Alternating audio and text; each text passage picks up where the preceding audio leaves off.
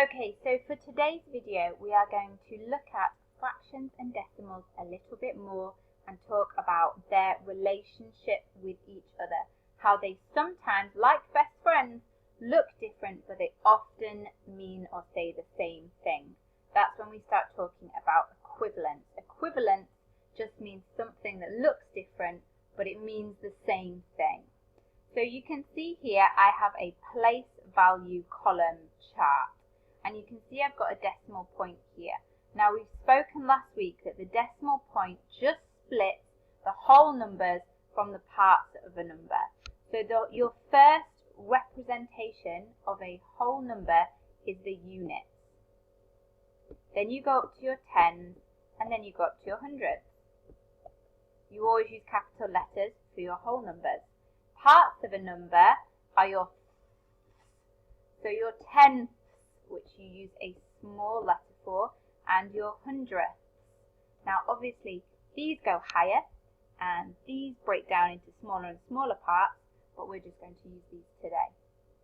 So for example, if you had the number 40, you know that that is 4 tens and no units.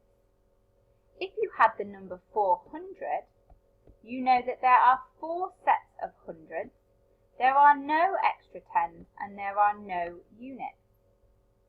If you had the number 4.0, that means there are 4 units and no tens.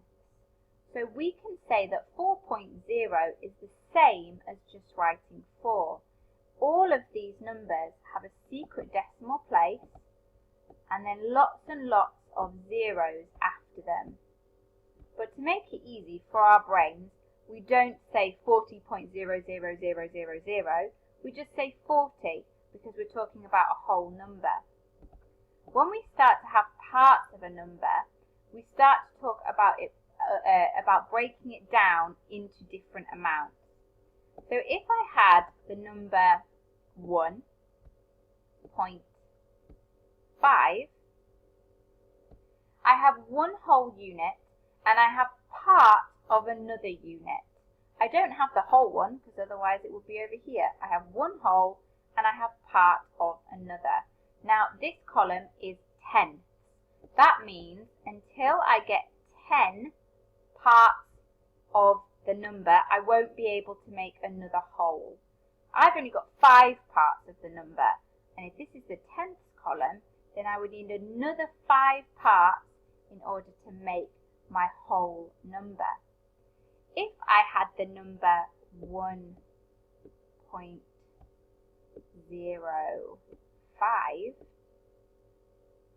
I'm not using this column anymore. I don't have tenths. I'm using the hundredths column. This means that I have not broken my number into 10 smaller parts. I've broken my number into 100 smaller parts. And I only have 5 of those. Now if this is our hundredth, and I only have 5 of them, I know that I'm going to need 95 more of those before I can make a whole unit. Let's look at that as a picture. So this here is my whole number. Let's just say that it is a cake. This is a white chocolate cake, okay? And I've split it into 100 parts here. So these are my hundredths. Now, if I was to eat 1, 2, 3, 4 of those pieces of this whole cake, then we would say I didn't eat the whole cake. I ate 3 of the 100 slices, because this is our hundredths column. Let's say I got really, really greedy and ate 10 of the slices, these little squares. So I ate this whole line. So I would normally want to write, okay, well I ate 10 of the 100 slices, so maybe I should put 0.01, maybe 0, and try fit 10 into the hundredths column. I can't do that. As soon as I've gone past 9 in the hundredths column, if I eat 10, then I can use my tenths column. How perfect is that?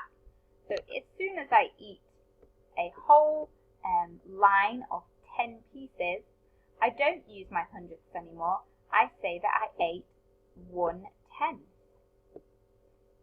And you can put your 0 there, but you don't have to. You can just remember that this is the tenths column, so a 1 here would mean a 10. We can understand that a little bit more by saying, how many tenths should I have? I should have 10 tenths to make a whole. That's what we learned on the first page. I've got 1/10 here. I've got another one here if I eat this whole line, and another, and another, and another, another. This is 7/10, 8/10, 9/10, and 10/10. Now I've eaten the whole cake. So if you remember, if I eat 10/10, I've eaten one whole cake. So I'm not talking about parts of a number anymore. I'm talking about a whole thing. This grid will help us understand decimals and fractions. So for example, if I wanted to eat half of the cake, just make a little bit bigger highlighter. If I wanted to eat half of the cake, I would colour in 5 of the tenths, wouldn't I? Because we know that 5 is half of 10. So I would eat all of these little square slices. I know that that is half of the cake, but I also know that it is 5 of the 10 slices.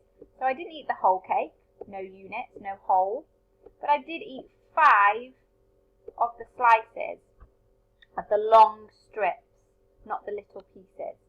So I ate 0.5. So we can say that this is the same as, remember equals is the same as 0.5. Let's say, for example, I got super hungry and I ate 3/4 of the cake.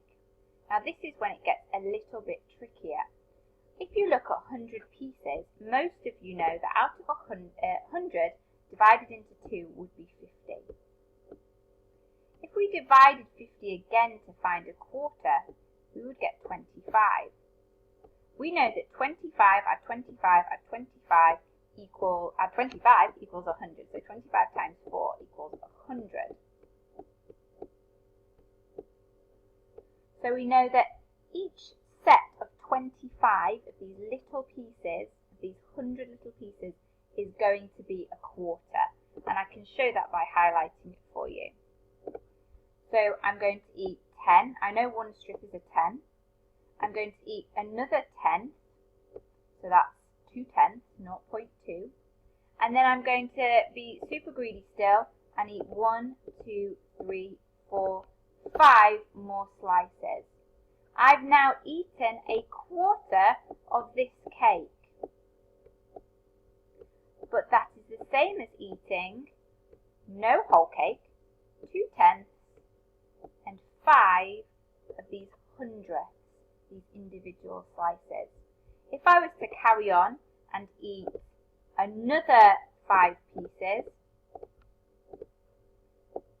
and 2/10, you can see now that look, I've got 5/10 all together. That's the same as a half. So 0.25 add 0.25 equals 0.5, which is our half. If I was to eat another 0.25, that would make 3/4. And I'm feeling pretty sick by this point. But if we were to count all of those parts up, so 0.25 and another 0.25 and another 0.25, I would have no whole cake yet. I've had 1, 2, 3, 4, 5, 6, 7 tenths, 7 long strips, and 1, 2, 3, 4, 5 hundredths. So 0.75 is the same as 3/4 of the whole cake. would like you to do this evening is to make 4 grids, 100 squares, so 10 by 10 squares. If you Google 100 square grid, you can actually find this exact one and print it off for you, or you can draw it out yourself. I'd like you to show me what 0.25 looks like, and I want you to tell me what that is as a fraction. Then I want you to find 0.5 and tell me what that is as a fraction. Then I'd like to find 0.75 and what that is as a fraction. And then I'd like you to find me 1.0 and what that is as a fraction. So that is your first challenge this evening.